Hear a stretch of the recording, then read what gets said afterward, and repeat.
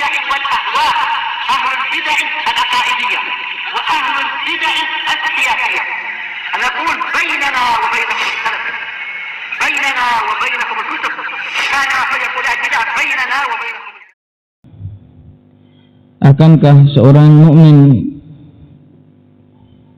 diizinkan, dibolehkan, dibenarkan untuk ikut andil di dalam pemilihan umum?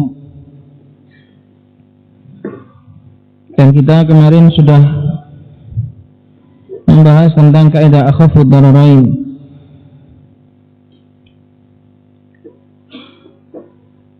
Pada malam hari ini akan kita selesaikan tentang dalil-dalil dan juga syarat-syarat kaidah akhafud dararain. Dan nanti kalau sudah selesai masalah kaidah akhafud dararain, kalau memang masih ada waktu dan kesempatan, akan kita bacakan tentang hakikat dan seluk-beluk serta bagaimana kelamnya dunia pemilu dan demokrasi sebagai bentuk nasihat terhadap kaum muslimin, sebagai bentuk ketulusan terhadap sesama muslim, di mana itu telah menjadi perjanjian kita semua sebagai kaum mukminin. Karena Nabi Shallallahu Alaihi Wasallam membaiat kita, salah satunya adalah wan nushu likulli muslimin, berbuat nush, berbuat tulus, memberikan nasihat, memberikan ketulusan terhadap kaum muslimin.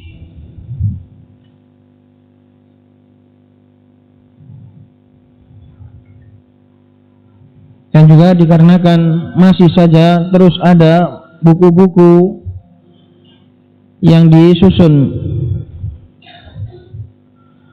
untuk membolehkan atau minimal membebaskan seseorang untuk ikut andil di dalam pemilihan umum,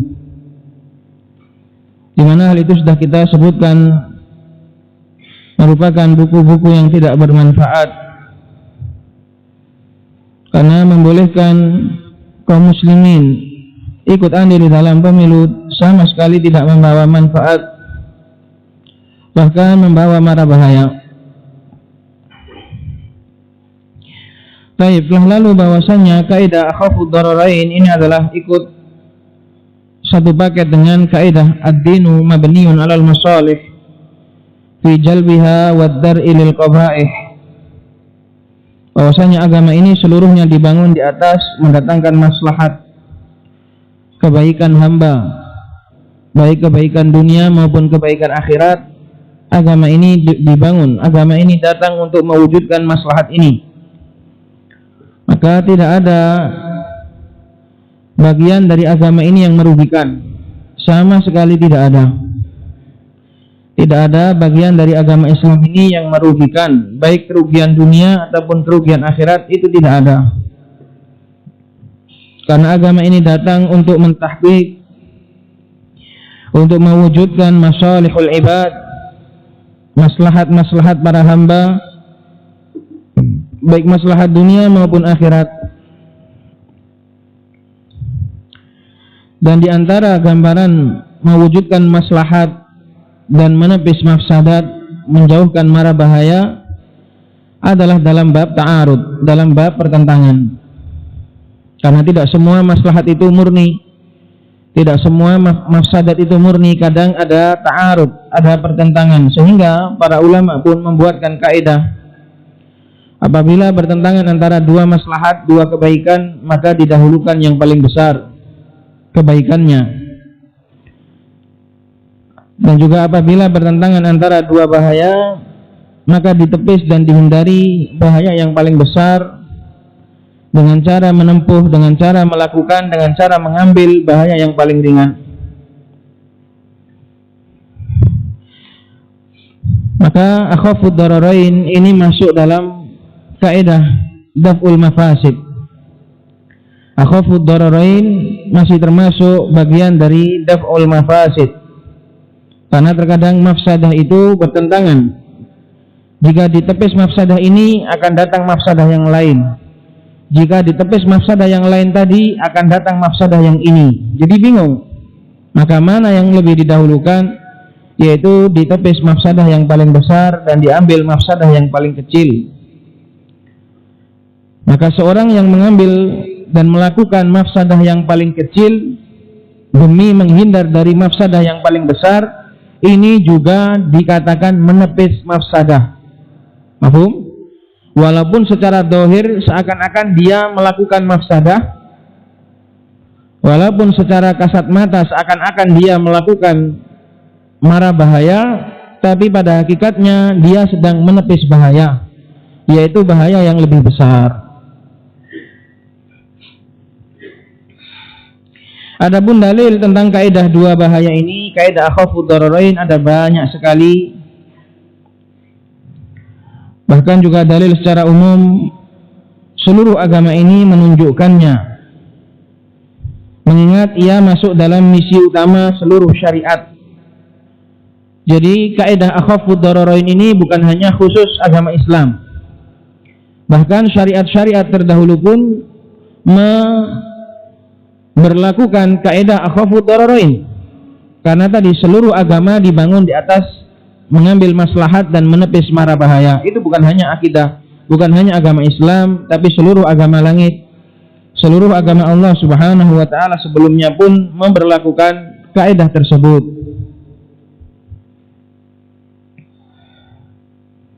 Sebagaimana perbuatannya Nabi Khidir alaihi salatu wassalam, itu adalah dalil dan juga contoh yang paling gamblang, di mana beliau melakukan mara bahaya, melakukan doror, melubangi perahu. Ini membawa doror berupa kejelekan, berupa dilihat jelek, lubang dilihat itu jelek, juga menimbulkan kerusakan dan juga mara bahaya, karena perahu itu harus tertutup. Bagaimana ini malah dilubangi? Maka itu namanya doror. Tapi semua itu dilakukan demi menghindar dari mara bahaya yang lebih besar, yaitu hilangnya perahu itu sendiri. Rusaknya sebagian itu lebih mending daripada hilangnya secara keseluruhan. Karena apabila tidak dirusak sebagiannya, maka perahu tadi akan diambil secara paksa oleh seorang raja yang zalim. Demikian juga Nabi Khidir alaihi salatu wassalam melakukan doror berupa membunuh seorang anak yang secara zahir tidaklah bersalah. Ini adalah doror, ini adalah bahaya. Karena itlafun nafs, membunuh itu adalah bahaya, memberikan doror. Bahkan yang lebih ringan daripada pembunuhan saja disebut sebagai doror, sehingga dikatakan la doror wala diror. Tapi Nabi Khidir melakukan semua itu demi menepis bahaya yang lebih besar, yaitu bahayanya yang akan ditimbulkan oleh anak tadi, berupa menyesatkan kedua orang tuanya, mengkafirkan kedua orang tuanya, dan membuat kerusakan di muka bumi, sehingga hilangnya satu nyawa itu lebih ringan daripada rusaknya banyak nyawa, rusaknya banyak jiwa. Itu termasuk dalil akhafud dararain. Demikian juga Al-Imam Ibnu Hajar menyebutkan di antara dalilnya adalah seorang yang mendapati istrinya berzina, apakah ia diperintahkan untuk membunuh penzina tadi? Maka Nabi Shallallahu Alaihi Wasallam menyuruh untuk bersabar, yaitu menempuh doror berupa rasa cemburu. Mending bersabar di atas kecemburuan, di atas sakit hati yang benar-benar tidak ada lagi sakit hati di atasnya karena menyaksikan orang yang dicintai berzina, demi menepis bahaya yang lebih besar, yaitu dia akan dibunuh oleh kaum muslimin secara kisos. Karena kalau dia membunuh penzina tadi tanpa saksi, maka ini nggak boleh. Nggak boleh kecuali dia memiliki 4 saksi. Maka kata Al-Imam Ibnu Hajar, dalam hadis ini terdapat pelajaran akhafud dararain, lebih baik menahan rasa cemburu daripada meluapkan rasa kecemburuan dan akan dibunuh oleh kaum muslimin. Menahan rasa cemburu dalam artian jangan dibunuh penzina tadi, tapi syariat Islam memberikan jalan yang lain berupa li'an, saling melaknat sesama suami istri kalau memang dia benar-benar melihat istrinya berzina. Atau kalau istrinya mengaku, ya maka nanti menggunakan syariat rajam. Jangan dibunuh sendiri. Maka itu juga termasuk akhafud dararain, dan dalil yang sangat banyak sekali. Di antaranya juga kencing badui, di mana Nabi Shallallahu Alaihi Wasallam membiarkan seorang badui kencing di masjid, dan itu adalah doror karena akan membuat masjid najis. Tapi itu semua dibiarkan oleh Nabi Shallallahu Alaihi Wasallam, diambil doror yang ringan tadi demi menepis doror yang lebih besar, yaitu apabila dihardik, apabila dilarang sementara kencing sudah terlanjur keluar, nanti akan semakin menyebar. Kalau kencing itu diberhentikan atau baduinya ditendang atau didorong, maka kencingnya akan semakin meluas dan ada bahaya-bahaya yang lain. Karena itu Nabi membiarkan. Dan dalam badui, kisah badui itu ada sekitar 20 pelajaran yang tidak didapati oleh orang-orang yang membolehkan ikut andil di dalam pemilu. Sebagiannya adalah fawaid dari Al-Ustadz rahimahullahu ta'ala, bahwasanya hadis itu nggak bisa dijadikan dalil untuk masuk dalam pemilu karena di situ Nabi tidak sedang melakukan mukhalafah. Mukhalafah itu dilakukan oleh orang lain, Nabi tidak melakukan, sahabat juga tidak melakukan. Maka itu dalil-dalil tentang kaidah dua bahaya ada banyak sekali, bahkan hampir seluruh agama ini dibangun di atas itu, mengedepankan maslahat yang lebih besar demi menepis mafsadah atau demi mencari maslahat yang lebih besar lagi, meninggalkan maslahat demi mencari maslahat yang lebih besar, atau rela menahan bahaya demi menghindar dari bahaya yang lebih besar. Salah satu bagian dari itu juga yang ditulis oleh anak-anak dulu di pintu, meninggalkan sesuatu yang dicintai demi sesuatu yang lebih dicintai. Itu juga akhafud dararain. Meninggalkan sesuatu yang dicintai itu doror terhadap diri sendiri, merugikan perasaannya. Tapi semua itu ditepis demi menghindar dari mara bahaya yang lebih besar berupa azab Allah Subhanahu wa ta'ala. Sebagaimana dikatakan Al-Imam Ibnul Qayyim, hidup kita ini isinya cuma itu tadi, meninggalkan sesuatu yang dicintai demi mencari demi sesuatu yang lebih dicintai lagi, meninggalkan kenikmatan dunia demi kenikmatan surga, rela mengenyam pahitnya penderitaan dalam perkara dunia demi menghindar dari penderitaan yang lebih besar, yaitu penderitaan akhirat. Paham ya, kawan?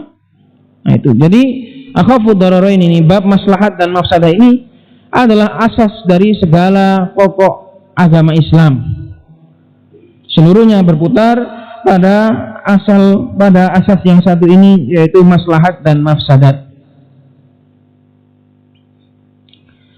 Berikutnya kita jelaskan tentang syarat-syarat kaidah ini. Sebagaimana atau seperti kaidah-kaidah yang lain, kaidah ini pun memiliki syarat supaya diberlakukan. Syarat yang pertama, bahaya yang ditinggalkan harus lebih besar. Syarat diberlakukannya kaidah ini adalah yang pertama, bahaya yang ditinggalkan harus lebih besar. Karena sesuai dengan judulnya akhafud dararain, yang paling akhaf, yang diambil yang paling akhaf, sementara yang ditinggalkan itu adalah yang paling ador, yang paling asyad, yang lebih besar. Maka pertama kali yang harus dipastikan adalah kandungan dari kedua bahaya tersebut. Kamu nggak boleh kamu nggak boleh mengambil tindakan sebelum mengukur dua-duanya. Besar mana ya? Oh, besar yang kanan, ambil yang kiri. Oh, besar yang kiri, ambil yang kanan. Itu. Jadi syarat pertama, yang diambil harus bahaya yang lebih kecil, yang ditinggalkan harus bahaya yang lebih besar. Sesuai dengan judulnya, sesuai dengan bunyi kaidahnya. Jadi pertama kali sebelum mengambil tindakan, seseorang harus mengukur mana dari dua bahaya tersebut yang lebih besar bahayanya dan mana yang lebih kecil. Jika kok ternyata nanti keduanya itu sama, lah ini kembali kepada ijtihad. Seandainya satu bahaya dengan bahaya yang lain itu ternyata dua-duanya sama-sama besar, tidak bisa dipilih, ini kembali kepada ijtihadnya seseorang, kapan dia mau mengambil salah satu dari keduanya. Ini dikatakan oleh ulama demikian. Jadi pertama syaratnya harus diketahui ahaduhuma akhaffu minal akhar, an yu'rafa ahadud dararaini akhaffa minal akhar, diketahui bahwasanya salah satu dari dua bahaya tadi lebih besar dari lebih ringan dan yang lain lebih besar. Kalau seandainya tidak diketahui mana yang paling besar, mana yang paling kecil, atau diyakini sama, maka ini kembali kepada ijtihad. Nah, dari syarat yang pertama ini, para pecandu pemilu tersesat dan pura-pura buta mata. Karena sudah jelas bahaya masuk di dalam pemilu itu sudah benar-benar nyata. Karena ia adalah dosa, bahkan dosa besar. Karena kemarin pemilu, kenapa pemilu itu nggak boleh? Dosa apa yang paling besar dalam pemilu itu? Siapa yang masih ingat? Dosa apa, Li? Kalau kamu ditanya kenapa pemilu itu nggak boleh?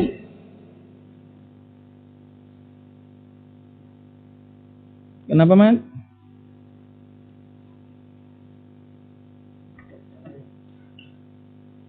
Kenapa Kudama?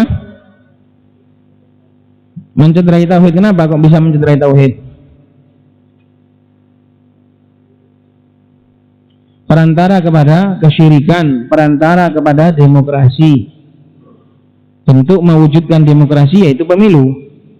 Maka pemilu itu adalah anak kandung demokrasi, wasilah dzari'ah ila syirki wal kufur. Maka itu bahayanya sudah jelas, dosanya sudah jelas. Adapun bahaya yang lain itu masih angan-angan, bahkan nggak ada bahaya sama sekali, sebagaimana akan kita tegaskan. Maka sebenarnya orang yang mengikuti masuk andil di dalam pemilu ini bukan melakukan akhafud dararain,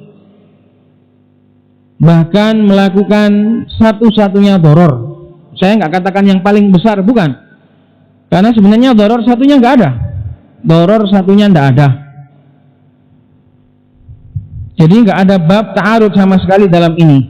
Karena kita nggak memilih, ya nggak ada bahaya apa-apa. Bahayanya apa kalau nggak milih? Wong kita ikut milih juga sama.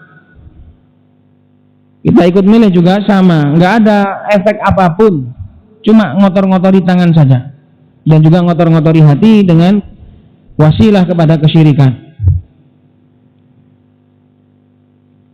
Jadi seandainya kalau kita itu mengalah, kita katakan bahwasanya bahaya pemimpin buruk itu jauh lebih kecil daripada bahaya ikut di dalam mendukung demokrasi. Adapun mereka mengatakan ikut pemilu enggak mengharuskan mendukung demokrasi, itu hanya pengingkaran di lisan saja. Bagaimana seorang melakukan sesuatu yang jelas-jelas mendukung kok bisa bilang enggak mendukung, itu dari sisi mana? Dia ikut perampokan, bilang saya nggak mendukung hasil perampokan ini. Kok bisa? Seandainya orang bebas melakukan sesuatu kemudian lari dari tanggung jawabnya, ini semua akan rusak. Maka jelas ikut andil dalam pemilu adalah andil dalam demokrasi. Tapi mereka menepis mati-matian, nggak mau, saya nggak mendukung katanya.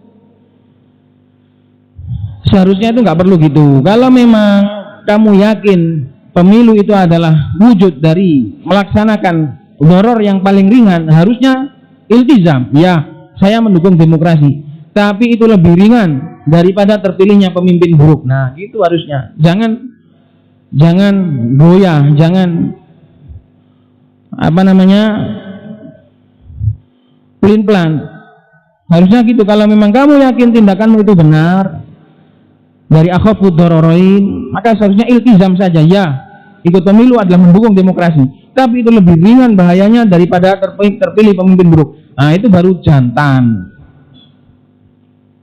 Tapi kalau melakukan sesuatu kemudian saya nggak harus mendukung, saya nggak mesti mendukung, ini namanya betina.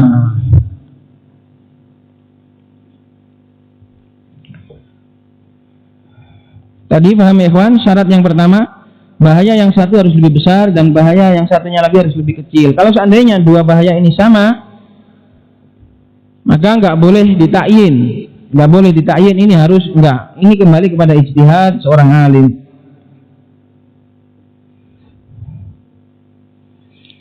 Dan Al-Imam Ibnul Qayyim memberikan faedah, di dunia nyata ini tidak akan pernah didapati dua perkara yang bahaya dan manfaatnya sama-sama kuat, itu tidak ada. Pasti ada yang lebih besar. Pasti ada yang lebih besar. Ini semua hanya dalam dzihn. Sesuatu itu sama itu hanya dalam dzihn. Itu faedah dari Imam Ibnul Qayyim dalam kitab beliau Miftah Daris Sa'adah. Syarat yang kedua, masing-masing dari dua bahaya tadi harus benar-benar nyata. Masing-masing dari dua bahaya tadi harus benar-benar nyata, atau besar kemungkinan benar-benar nyata dua-duanya memang bahaya, atau besar kemungkinan don rojeh, besar kemungkinan bahwasanya itu adalah bahaya. Perhatikan anak-anak, jangan ngobrol. Syarat ini diambil dari dalil-dalilnya, semua menggambarkan bahaya yang nyata atau besar kemungkinan. Ini nggak boleh kemudian seorang mengatakan ini bahaya yang satu lebih besar, maka ini harus diambil. Ternyata yang satunya tadi cuma prasangka, nggak boleh. Cuma dunun. Wah, ini kalau saya lakukan nanti saya akan, kalau ini saya ingkari nanti saya akan dibunuh. Wah, mending nggak tak ingkari saja. Nggak boleh seperti itu. Karena apa? Ketakutan untuk dibunuh, ketakutan ini semua belum terjadi. Juga bukan besar kemungkinan, masih bunun. Dan juga dibangun di atas kaidah yang lain bahwasanya hukum tidak dibangun di atas praduga. Hukum tidak dibangun di atas don, bukan don yang rojih ya. Kalau don rojih ya, tapi kalau don sekadar don syak, al hukmu la yubna ala syak wala ala al wahm. Hukum itu nggak bisa dibangun di atas praduga. Adapun kalau seandainya bahaya yang satu itu hanya sebatas kemungkinan atau bahkan angan-angan, maka tidak dianggap. Dan satunya tadi digugurkan. Bahaya yang dianggap atau hanya dikira, disangka-sangka saja, itu digugurkan. Kalau seandainya ada dua bahaya, satunya bahayanya jelas, satunya bahayanya masih kayaknya, maka ini dihukumi nggak ada dua bahaya. Satunya tadi digugurkan, yang kayaknya tadi tidak dianggap dan hanya dikatakan hanya ada satu bahaya. Seharusnya seperti itu. Adapun Nabi Khidir alaihi salatu wassalam, beliau membunuh seorang anak karena nanti anak itu akan mengkafirkan kedua orang tuanya. Ini bukan prasangka. Nabi Khidir menempuh satu bahaya berupa membunuh anak, itu bahaya yang nyata, demi bahaya yang lebih besar walaupun belum terjadi, yaitu nanti anak itu tadi akan mengkafirkan kedua orang tuanya, ya kan? Lah, ini bahaya yang dikhawatirkan oleh Nabi Khidir ini bukan hanya angan-angan, bukan hanya prasangka, bukan. Kenapa? Karena Nabi Khidir alaihi salatu wassalam melakukan semua itu adalah atas dasar wahyu, jadi dihukumi nyata. Jadi nggak boleh seorang berdalil boleh menempuh akhafud dararain walaupun doror satunya, walaupun bahaya satunya itu hanya sebatas angan-angan, dengan dalil Nabi Khidir membunuh anak yang itu jelas-jelas bahaya karena takut terhadap bahaya yang lain yang belum terjadi. Kenapa? Karena bahaya lain yang belum terjadi tadi dihukumi sudah terjadi, sebab atas dasar wahyu Allah memberitakan Khidir, anak ini ketika nanti besar dia akan mengkafirkan kedua orang tuanya. Maka ini dihukumi seperti nyata walaupun belum terjadi. Kenapa? Karena dengan wahyu. Itu ya kawan.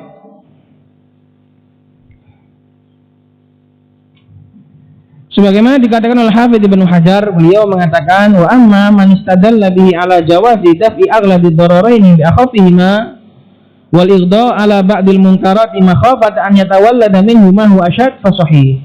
Lakin fima la yu'aridu mansus asy-syar' fala yazughu al-iqdamu ala qatlin nafsi mimman yutawaqqa minhu an yaqtula anfusan katsiratan qabla an yata'ata syai'an min dzalik.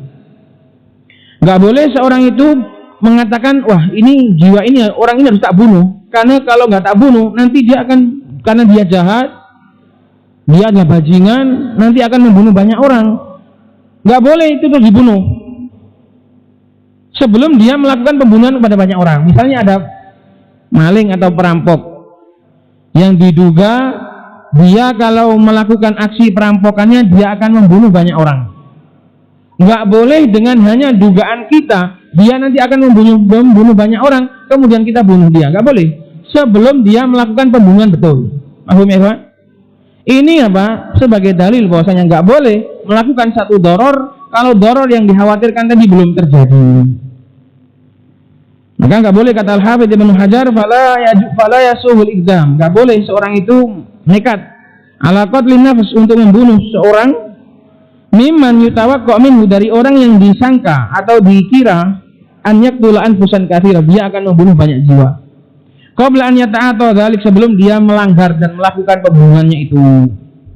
Wa inna ma fa'ala al-Khadiru dzalika littila'illahi ta'ala alaihi. Adapun Nabi Khidir melakukan seperti itu padahal anak tadi belum melakukan dosa apa-apa, itu karena Allah sudah memberitahu. Maka syarat yang kedua dari kaidah ini adalah masing-masing dari kedua mara bahaya harus nyata atau dhannur rajih, atau besar kemungkinan. Nah, penerapan dalam kasus pemilu ini seperti yang diketahui bahwa bahaya tidak ikut pemilu statusnya masih sebatas don, syak. Bahkan derajat di bawahnya yaitu wahm, angan-angan. Kamu milih itu apa sudah yakin nanti akan menang? Juga enggak.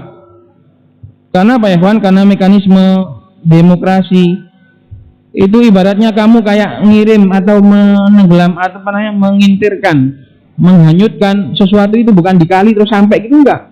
Kamu seakan-akan seperti menghanyutkan sesuatu ke laut, enggak tahu nanti entah sampainya di mana, enggak tahu. Suaramu yang kamu berikan itu enggak mesti kemudian akan memberikan kemenangan. Entah itu di situ nanti masih diolah lagi dengan sistem yang rusak itu. Jadi nggak bisa mengikuti pemilu juga, sangat hanya angan-angan kamu akan menang itu. Tidak ikut pemilu juga bahayanya juga nggak ada. Mana ada? Bahaya apa? Sehingga kamu nekat menerjang dosa yang jelas-jelas besar. Apakah boleh seperti itu? Nggak boleh. Ibaratnya seperti seorang saya akan masuk diskotik, saya akan masuk tempat perzinaan untuk mendakwai mereka. Kalau nggak saya yang masuk, siapa yang mendakwai? Mereka akan mengintusat. Tapi kalau saya masuk, saya akan berdakwah, mendakwai mereka. Siapa tahu mereka ada yang bertaubat. Boleh nggak seorang masuk ke dalam perkara yang jelas-jelas maksiat, melakukan kemaksiatan demi maslahat yang masih sebatas angan-angan? Apakah boleh seperti itu? Kalau itu saja tidak boleh, bagaimana dengan dosa pemilu yang itu jelas-jelas adalah rentetan kesyirikan dan kekufuran? Maka sebenarnya ikhwan, pembahasan pemilu itu gamblang sekali dan gak layak untuk disandingkan dengan dalil-dalil. Itu gak layak dibahas kupas secara tuntas, itu gak layak. Tapi inilah ujian dari Allah Subhanahu wa Ta'ala. Allah Subhanahu wa Ta'ala menguji dengan fatwanya para ulama. Sebenarnya fatwa itu mereka sepakat, semua sepakat pemilu itu buruk, pemilu itu haram. Hanya saja tahqiqul maslahahnya ini yang diperselisihkan. Sedangkan sudah kita dapati jawabannya di lapangan, nggak ada maslahat sama sekali. Jadi sebenarnya nggak ada khilaf antara fatwa yang membolehkan dengan fatwa yang melarang, itu sebenarnya nggak bertentangan. Karena fatwa yang melarang itu adalah jawaban serta lanjutan dari fatwa yang membolehkan. Itu ya, jadi sebenarnya nggak bertentangan. Kita yang melarang ini juga nggak menyalahi fatwa yang membolehkan, karena yang membolehkan mengatakan jika ada maslahatnya. Sedangkan kita tahu tidak ada maslahatnya sama sekali. Sehingga perselisihan ini bukan dikatakan perselisihan yang muktabar, bukan dikatakan khilaf ijtihadiyah. Kenapa? Karena para ulama tidak berselisih dalam aslul masalah, sehingga kamu katakan ini masalah ijtihadiyah. Gak ada ulama yang mengatakan pemilu itu boleh, gak ada. Semua mengatakan jelek, semua mengatakan buruk. Cuma kalau dikira ada maslahat yang lebih besar, baru di situ dibolehkan. Nah itu toh aslul masalah nggak ada khilaf. Khilaf hanya terjadi pada tahqiqul maslahah, dan tahqiqul maslahah itu berkaitan dengan fakta. Masa fakta mau dibantah? Masa fakta itu khilaf dalam fakta itu muktabar? Ya nggak muktabar lah.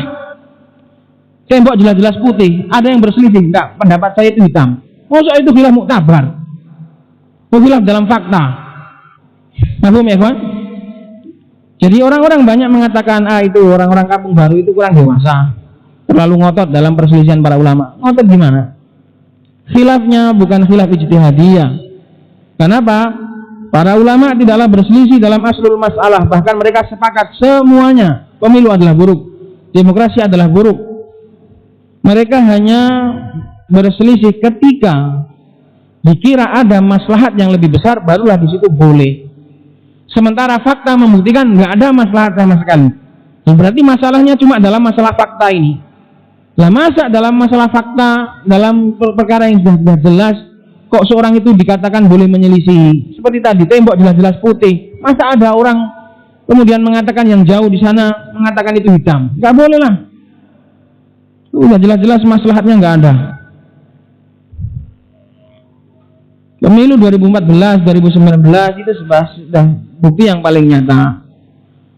Dulu yang musuhan sebagai kompetitor, ketika terpilih jadi anggotanya. Lah ya kak, buyokno uang dong.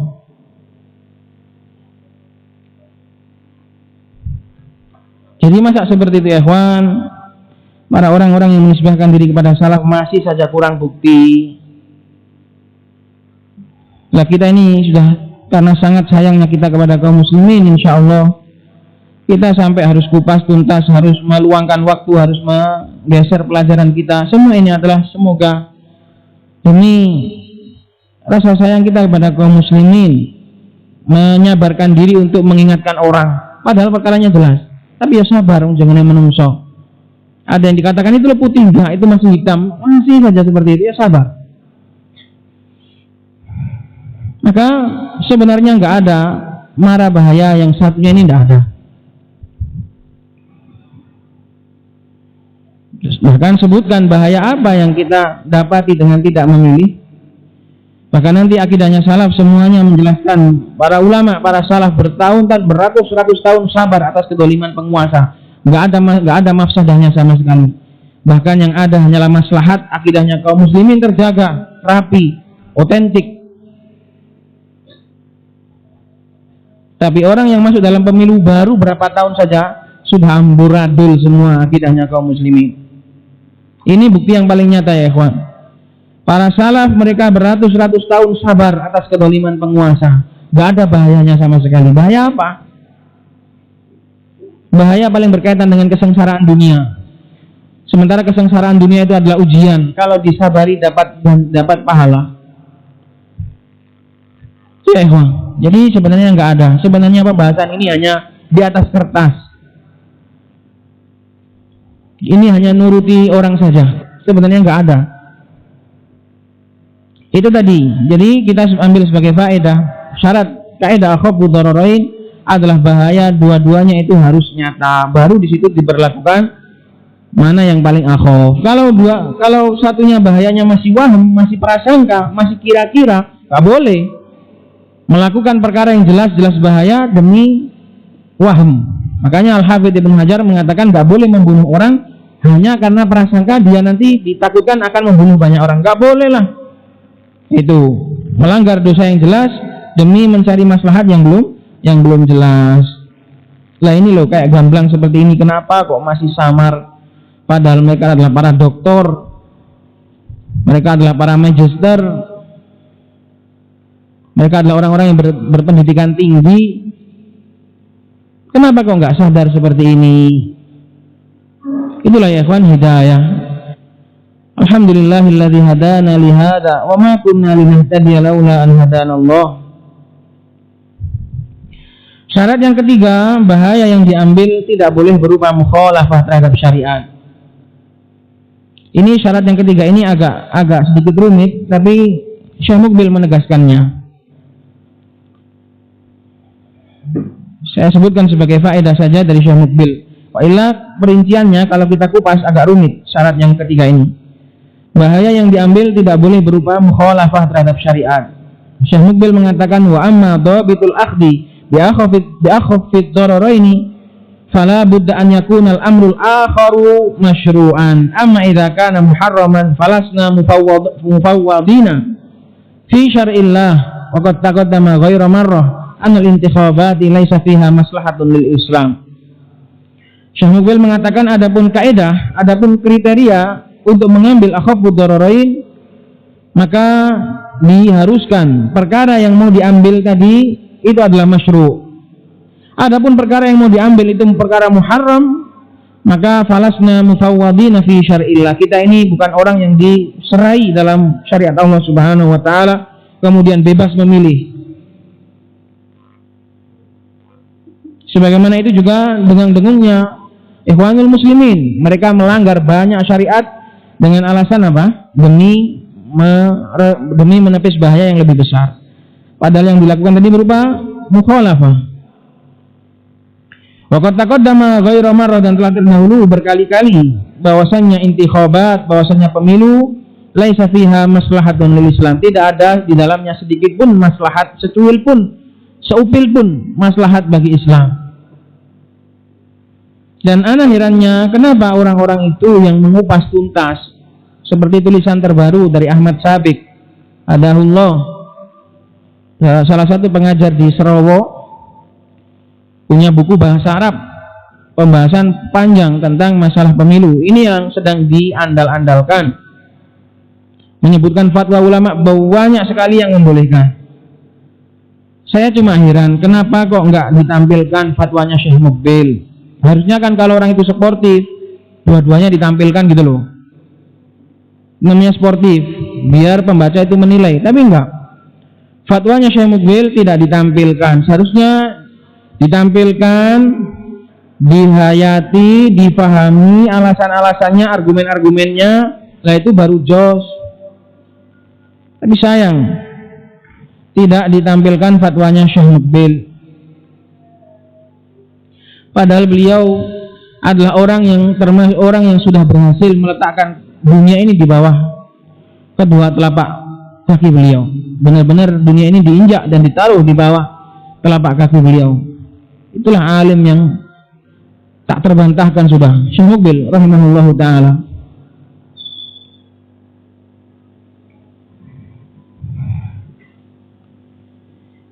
Ini ikhwan syarat yang ketiga. Dan juga kalau seandainya yang diterjang itu juga berupa mukhalafah, Syekhul Islam Taimiyah memberikan faedah bahwasannya status mukhalafah tadi akan hilang.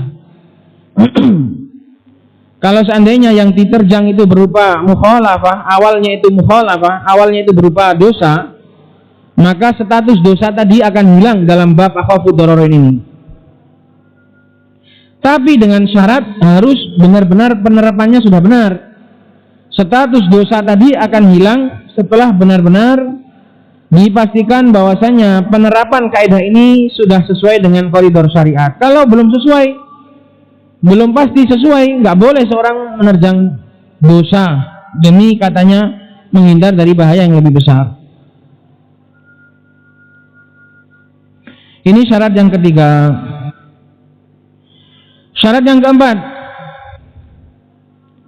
babnya harus benar-benar ta'arud, babnya harus benar-benar pertentangan. Jadi harus tidak ada pilihan lain. Karena kalau seandainya ada pilihan lain, maka dikembalikan kepada bukan kaidah akhafu dararain, tapi kepada kepada kaidah ad-dararu yuzal, bukan akhafu dararain. Kaidahnya kalau seandainya ada pilihan yang lain, tidak ada ta'arud di situ, maka kedua bahaya tadi harus dihilangkan. Maknanya dua bahaya ini harus benar-benar bertentangan. Kalau dilakukan ini pasti kena yang satunya, kalau dilakukan yang satunya pasti kena yang ini. Nah, itu namanya bertentangan. Kalau seandainya nggak gitu, dalam artian ada langkah yang ketiga, bisa ditinggalkan dua-duanya. Dua bahaya tadi tidak kena dua-duanya, bisa dihindari dua-duanya dengan cara menempuh langkah yang ketiga. Berarti nggak boleh menempuh dua bahaya tadi, nggak masuk dalam bab akhafu dararain. Tapi kaidahnya kembali kepada ad-dararu yuzal. Bahaya itu harus dihilangkan dengan cara menempuh langkah yang ketiga. Juga dikembalikan kepada kaidah yang lain lagi, bahaya tidak ditepis dengan bahaya yang lain. Ini di sana ada kaidah ad-dararu la yuzalu bi dararin akhar. Bahaya tidak ditepis dengan bahaya yang lain. Contohnya gini, wah, daripada saya nanti berzina, mending saya istimna saja. Tahu istimna? Istimna itu ijak masturbasi. Tahu masturbasi? Onani. Nah, itu. Saya gak ngerti nih, takut kancane. Gak boleh seperti itu, gak boleh onani, gak boleh istimna dengan alasan, wah, daripada saya nggak onani, saya akan berzina. Nah, yang maksa kamu berzina siapa? Oh, nggak harus, juga nggak harus onani, bisa bersabar, bisa puasa. Tapi puasa wijak itu berat, Evan. Puasa wijak itu nggak sehari dua hari. Puasa wijak itu benar-benar membuat tubuh loyo. Itu baru syahwatnya akan turun.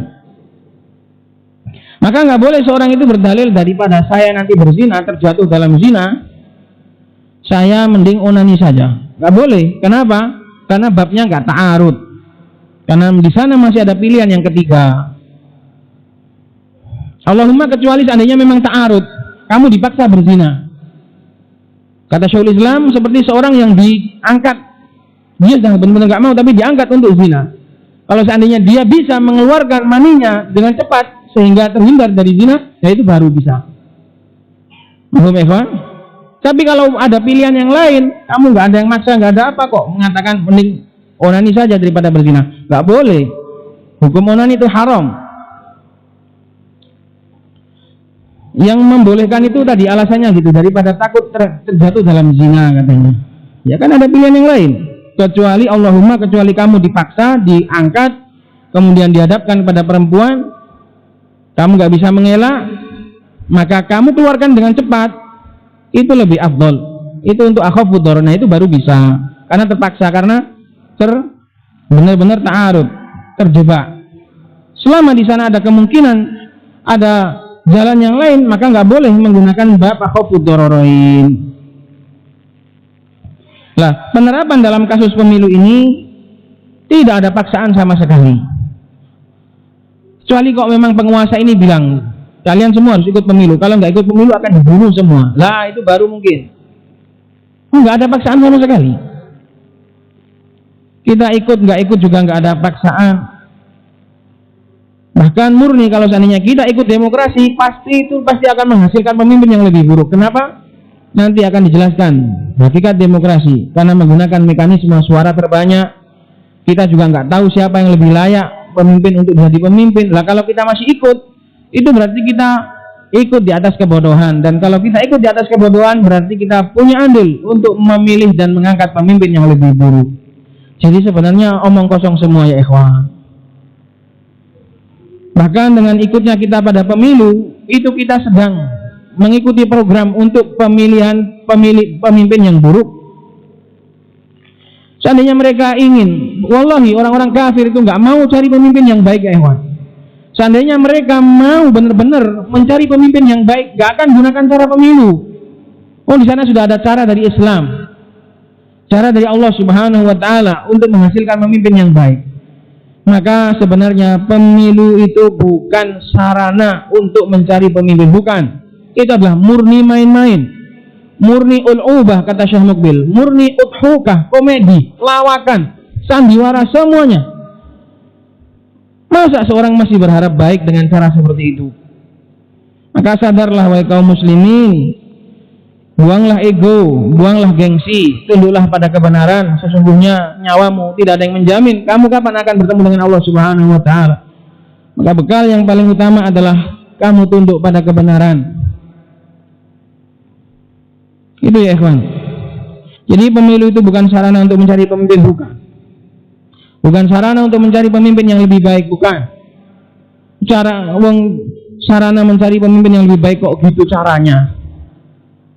Semua orang diajak, bahkan ada wacana orang gila pun mau diambil suaranya.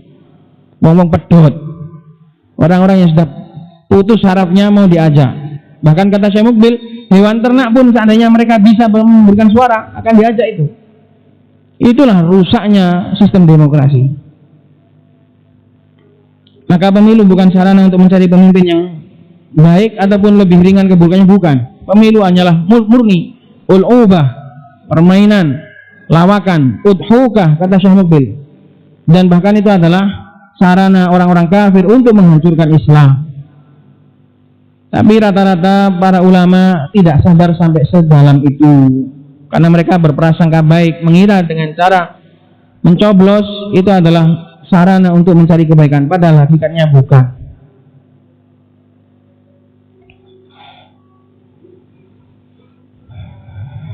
Sehingga dengan 4 syarat ini pemilu sama sekali tidak memenuhi syarat dalam bab akhafud dararain. Tapi rata-rata manusia tidak menghayati, rata-rata hanya mengikuti dohir dari kalamnya para ulama tanpa mau meriksa. Padahal kemarin kita belajar Fathul Majid, jelas sekali Syekh Abdul Rahman bin Hasan memberikan sikap yang benar bagi seorang mukmin dalam menanggapi dan mensikapi perselisihannya para ulama itu seperti apa.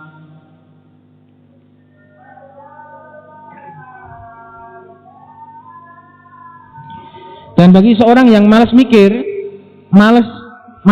mikir-mikir pegel-pegel, mau gampangnya saja, pedomannya pakai kaedahnya salaf sudah. Mereka meninggalkan kudeta.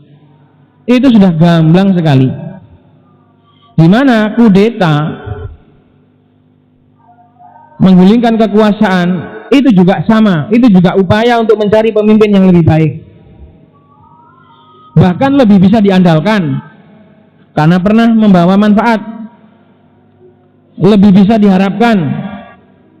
Dan juga rata-rata kudeta itu berangkat dari orang-orang yang ingin baik, murni ingin baik, hanya gulu, hanya salah, tapi keinginannya baik, mencari yang sesuai dengan syariat Islam. Itu semua saja tidak diikuti, tidak dilakukan oleh para salaf. Padahal tadi lebih bisa diandalkan, lebih bisa diharapkan, kemudian berangkat dari keinginan yang baik.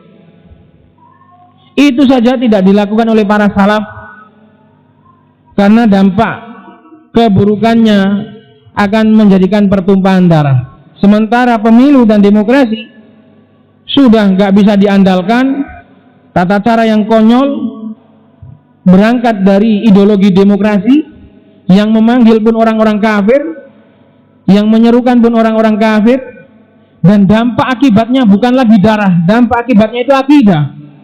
Kenapa malah dilakukan itu loh? Emang boleh? Seterbalik ini akal kaum muslimin. Itu ya kawan.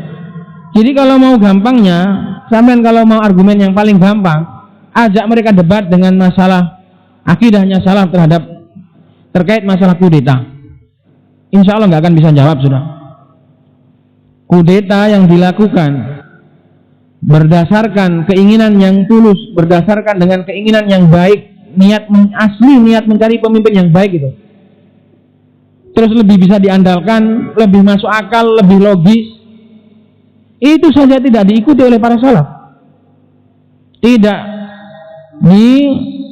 dianjurkan oleh para salaf, bahkan dilarang. Kenapa? Pemilu yang lebih tidak logis, tidak masuk akal, berangkat dari ideologi kufur, dampaknya bukan lagi darah malah akidah. Kenapa kok malah diikuti? Banyak orang-orang yang menukilkan tentang akidah salaf, tentang besarnya esensi kepemimpinan, pentingnya kepemimpinan. Katanya dengan cara yang tidak syar'i pun tetap hasilnya harus ditaati, betul. Tapi kenapa mereka lupa salaf dulu nggak mengikuti cara itu? Jadi orang-orang yang membolehkan pemilu itu mereka menukil akidahnya salaf. Katanya tata cara yang tidak syar'i itu wajib ditaati, wajib diambil ketika sah, betul. Tapi kenapa mereka lupa salaf dahulu tidak ikut? Itu loh. Ini namanya nggak matang dalam menukilkan akidahnya ahlu sunnah, tidak tuntas dan juga tidak amanah di dalam menukil akidahnya ahlu sunnah wal jamaah. Seharusnya pelajarannya gampang sekali. Salaf dahulu tidak ada keinginan untuk mengganti, menggonta-ganti, baik dengan cara kudeta ataupun dengan cara yang lain. Tapi orang zaman sekarang sudah sangat latah, baru dipanggil oleh orang-orang kafir setiap 5 tahun saja hawane wis kudu kelayu. Tahu kelayu? Kelayu itu pengen ikut saja hawanya, nggak tahu kenapa. Inilah ya kawan, fenomena yang sangat menyedihkan. Pada malam hari ini sudah kita ambil tentang syarat-syarat kaidah khafdud dhararain. Dan insya Allah pada pertemuan yang akan datang akan kita ambil tolak ukur besar kecilnya bahaya itu apa. Sehingga nggak boleh seorang itu kemudian dengan bebas, dengan seenak perutnya, oh ini lebih besar, ini lebih kecil. Enggak. Syariat ini juga memberikan tolak ukur. Kapan bahaya itu dikatakan lebih besar, kapan bahaya itu dikatakan lebih kecil, semua ada dhawabitnya. Insya Allah akan kita ambil di pertemuan yang akan datang. Dan memang pada hari-hari ini akan terus pelajaran kita mungkin akan sementara kita sampingkan karena ini urgent, karena ini dibutuhkan segera. Siapa tahu dengan ini masih ada sedikit dari kaum muslimin yang mau mengambil pelajaran dan mau sadar. Adapun orang-orang, para politikus dan juga orang-orang awam, ya kita sudah enggak, bukan di ranah kita mereka. Ini ya kawan, semoga Allah subhanahu wa ta'ala senantiasa memberikan kita hidayah, petunjuk kepada jalan yang benar, dan mengokohkan, memberikan sabat di atas kebenaran tersebut. Subhanakallahumma bihamdik, asyhadu an la ilaha illa anta, astaghfiruka wa atubu ilaik.